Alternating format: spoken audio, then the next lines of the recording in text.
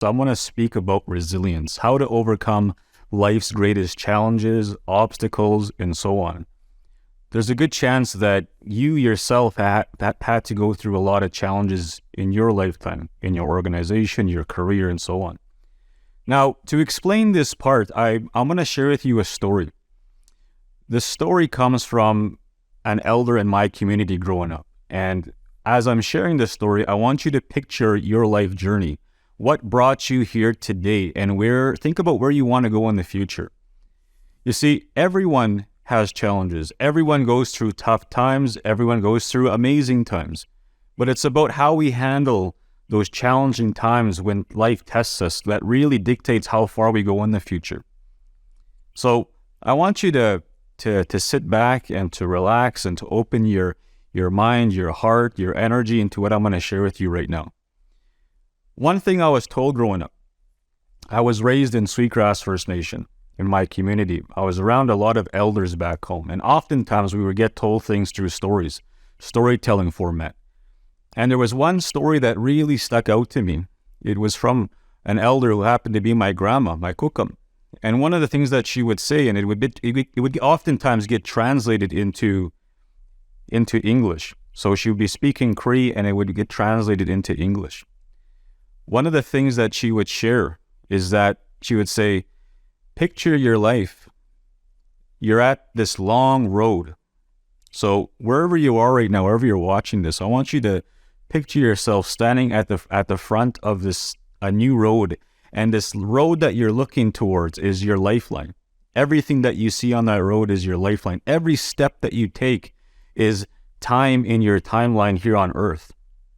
And she would say, as you're taking steps on your road of your lifeline, there's going to be things that will happen, people that will come into your life, people that will come to help you, people that will come to test you, people that will come to bring good news, some that will just try to derail you off your path and so on. She also said that sometimes there's going to be life events that will happen. I don't think I have to explain what happened in 2020. That's an example in itself. There's things like this that will happen in our lifetime where life tries to teach us lessons. But oftentimes, many people, including myself, I still struggle very much with this. When something bad happens in our life, when a challenge, when a problem comes into our life, oftentimes social conditioning has conditioned us to do it this way. Oh my goodness, why me? Poor me, poor me.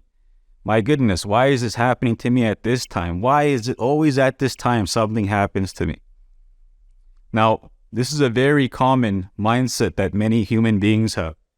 Now, what I was taught is in order to start to take the driver's seat of life, to really understand the teachings that life has to offer, is if you can develop the ability as you're walking down your lifeline, every single step that you're taking, as you're taking these steps, when something shows itself, a challenge, a problem, an obstacle, it could come in the form of a negative event, a negative person in itself, a stranger, a friend, someone coming to test you.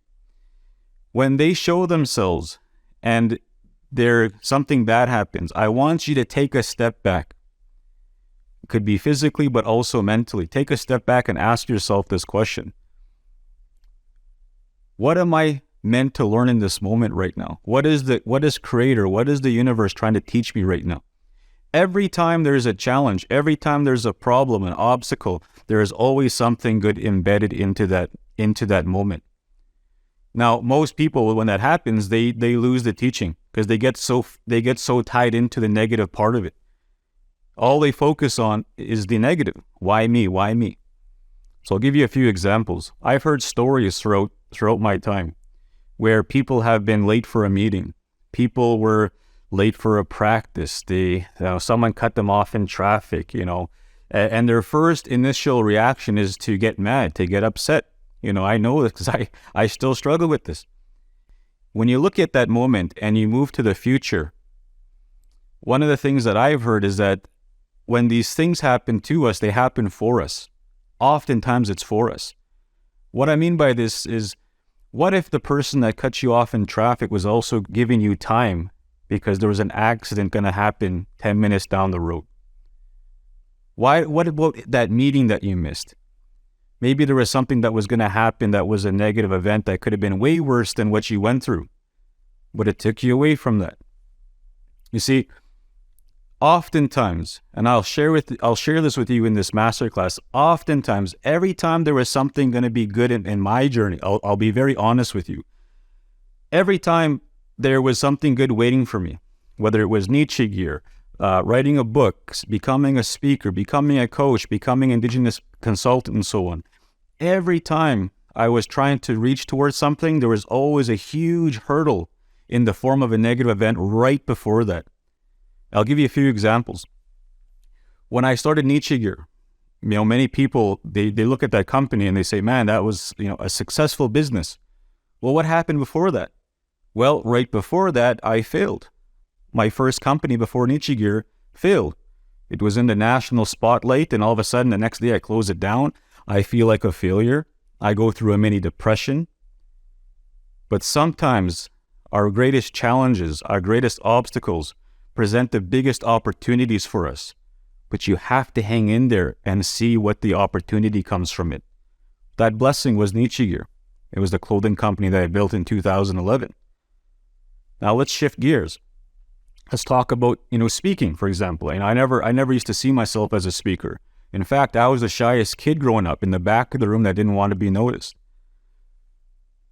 When I decided that I was going to speak, it was only for one reason. I wanted to get up in front of gymnasiums, speak to classrooms, to speak to communities, and sell my t-shirts in the back of the room. I did not know that I was going to get asked to go and do keynotes for different corporations in the future, speak in front of hundreds, thousands of people. And if you look at me 10, 11 years ago, at that moment when I was just getting started, I'd probably be like, there's no way I'm going to do that, because I was terrified.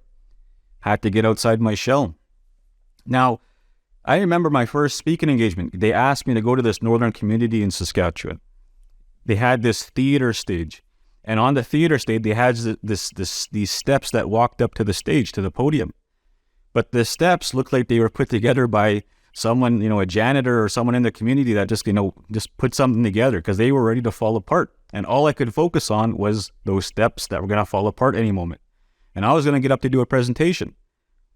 And they said, Kendall Netmaker, come on up. And at that time, I was shaking like a leaf. All I can focus on was the message. I had it on a little piece of paper, and I show up to the podium. But before I get up to the stage, that stair starts to shuffle back and forth. And all of a sudden, I trip. All of a sudden, everyone laughs in the gymnasium. And now my face is beet red. I have sweat, forming on my face. Now I was a nervous wreck. I show up to the podium, and all you hear is that little piece of paper I had shuffling on the microphone. It was very embarrassing. Now, the reason I'm sharing with you these stories is that all of us have these stories in our life where there is something that didn't work out for us.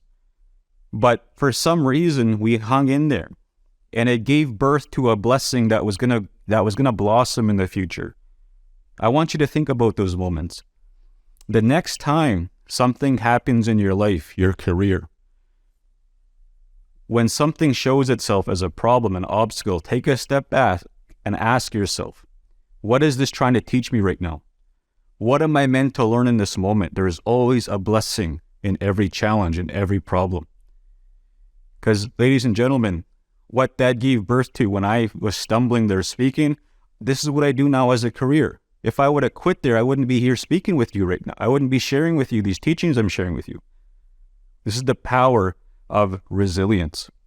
In our culture, we call it akamemoin, the act of moving forward regardless of how tough things are, regardless of the challenges and so on, always to move forward in a good way, to take life's lessons and move forward in a good way and learn from what you can. And the one who keeps moving forward, the one who keeps striving for more and more and more, that is the person who tends to find the most wins in their life. So I hope that's you. And I hope that the next time something comes across your path, your journey, you look at it and ask yourself, what is this trying to teach me right now? And I hope that you find the blessing that will take you to the next step in your journey.